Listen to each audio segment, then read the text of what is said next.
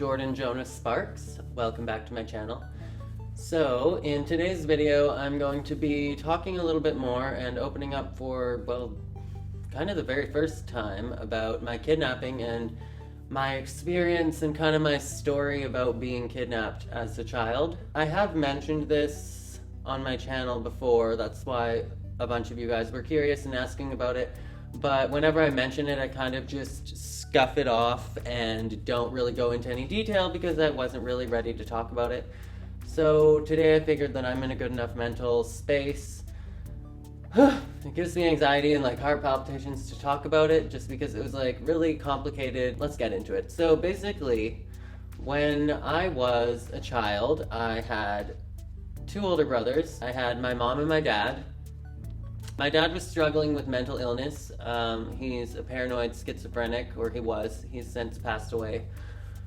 But when I was about 3 or 4, I guess I was about 4 years old, that my parents were like through struggling with my dad's illness, and my dad thought that my mom was trying to poison him. My dad thought that a lot of things were trying to do bad things to him, and a lot of people were trying to do bad things to him, and he was just very paranoid. And so at that point in time, my parents got a divorce. Or they separated. They didn't really get a divorce. They just went their separate ways, per se. And then at this point, me and my two older brothers moved in with my mom and my cousin and my aunt, and we were all just staying in this one townhouse. And I kind of saw my dad a few times, but he moved to BC. My oldest brother has a different dad than my other older brother. My mom had a boyfriend and they had a baby.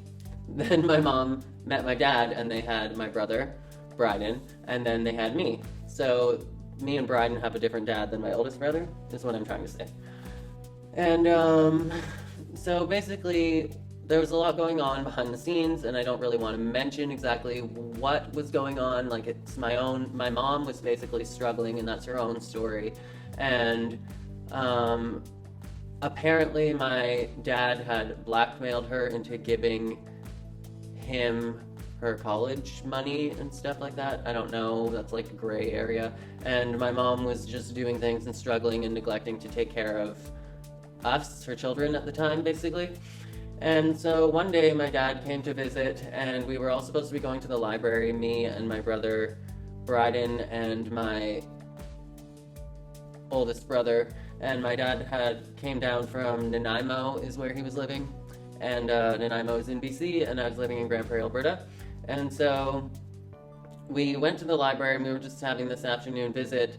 But then my dad made my oldest brother take out a bunch of books about losing your children and dealing with the struggles of being sexually molested and just stuff like that. There was a lot of like traumatic psychology books for whatever reason. And then we went back to the townhouse that we were living in, and my oldest brother, who is not my dad's son, got out of the vehicle.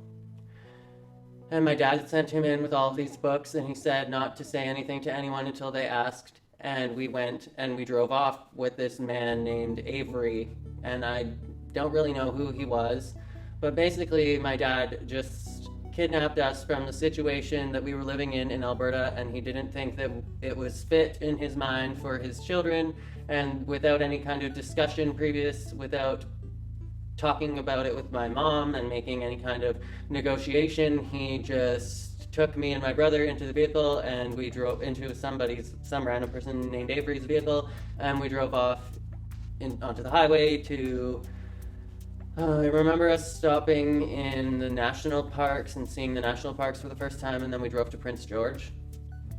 And then we stayed overnight at this Avery person's house. And I don't know what happened or when my mom actually found out. When Alex, my oldest brother, told them, like, what actually happened. He didn't really know where we were going or anything. My dad just said, don't tell anyone anything unless somebody asks, like, just go inside and play your video games kind of thing. And so that happened. We went to Prince George, and then from Prince George, we were hitchhiking, and we hitchhiked, and a bunch of random people picked us up, and we ended up hitchhiking to Vancouver, which is where I live right now. And we took the ferry across from Vancouver to Nanaimo, and then my dad brought us to my grandmother's house, who I didn't really know very well. This was back in 1995. I was 5 years old at the time of the kidnapping. It was August, the end of August in 1995. And from there, we stayed at my grandmother's house, and then by like October, he actually registered me and my brother into school, but we had like the address set as my grandmother's house. Basically, everybody on my dad's side of the family that knew that we were there was just my grandma and my Uncle Lee, who also was struggling with mental illness and lived with my grandmother as well. And I don't think that my dad told them that he had kidnapped me and my brother Bryden. I think that he just told them that we had permission, there was a negotiation, they moved away, and then nobody talked to anybody. Like, this wasn't in the days of internet, so people would have had to call around and make these calls and stuff. But I do know that my mom was looking for us, and there was like search and rescue and all these things. But apparently, once you are the real parent and you're across the border, something happened where my dad was able to get custody of us, and my mom couldn't pursue any kind of legal thing to get her kids back. And she ended up putting my older brother to live with other people, and she ended up having another child and stuff like that. And just, it was really messy for a lot of years, and I was really no part of it and had no idea what was going on, because me and Braden had been kidnapped and our lives were totally separate and disconnected from everybody else that was in our family. Eventually, my mom tried contacting the school boards and in BC when she somehow found out where we were. By this time, my aunt, one of my aunts had already known that we were kidnapped and that we were not given permission. There was no negotiation for us to be there where we were living in BC. And we ended up moving into living in a Volkswagen van. And basically, we just left the island, Vancouver Island, in this Volkswagen van, and we lived in this van until my dad thought that it was safe to settle down in another town and start another life. And that's basically what we did for about 7 years. Whenever my mom would find out exactly where we were, she would contact the school board, and she was trying to make some kind of negotiation through the people, like the administration at the school, the principals and stuff, and the aid workers, in order to basically get us from the school to social services to get us home to Alberta so that she could file for custody and have us back with her at this point. And we didn't really know what was going on, but I just remember being educated by my dad at a really young age that you need to beware if anybody talks to you about social services or brings you to the office at school that you need to run. And like, my dad knew what was going on in that sense, or what he thought was going on.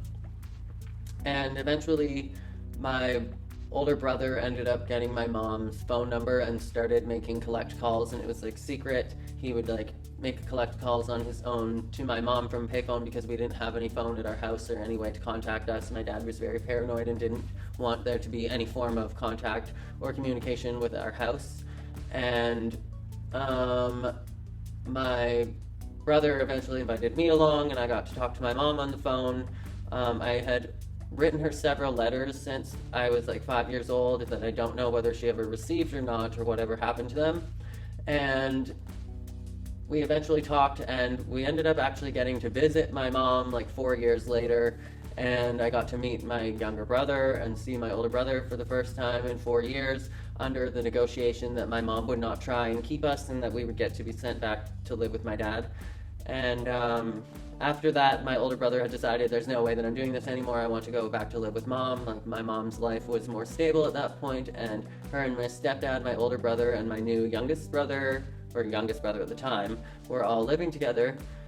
And my older brother, Braden, was fed up with this whole kidnapping situation and was tired of moving around and was tired of dealing with my dad's mental illness, because my dad was a paranoid schizophrenic and he was unmedicated, so we basically had to step in and be adults and raise him our entire lives. And that was really hard, and that's kind of why I am the way that I am today, is because I kind of had to be an adult in many ways since I was about 5 years old. And that kind of changes a person and shapes them into who they are. And anyways, my brother ended up talking with my mom. My brother was dropped out of school where we were living with my dad in Cranbrook, BC in grade 8 when it was like technically illegal to drop out of school at that age, but he was just like basically putting up a strike that either you send me back home to live with my mom or I'm just quit life. And so he basically quit life, and then we packed up and moved because he was trying to move back home to Alberta. So we packed up and moved again to Nelson, BC, and we lived there for several months. I started in a new school, and then eventually my brother had convinced my dad that he needed to bring us back to Alberta to live with my mom. And so on Christmas Day 2001 we left BC finally and moved to Alberta, and a lot changed in a more like structured, conservative life kind of way, and a lot changed in a really, really, really disastrous way. And I started being not having a great support system at home, we'll just say. For now, I might touch base on that later, but for now I'm not really comfortable talking about it.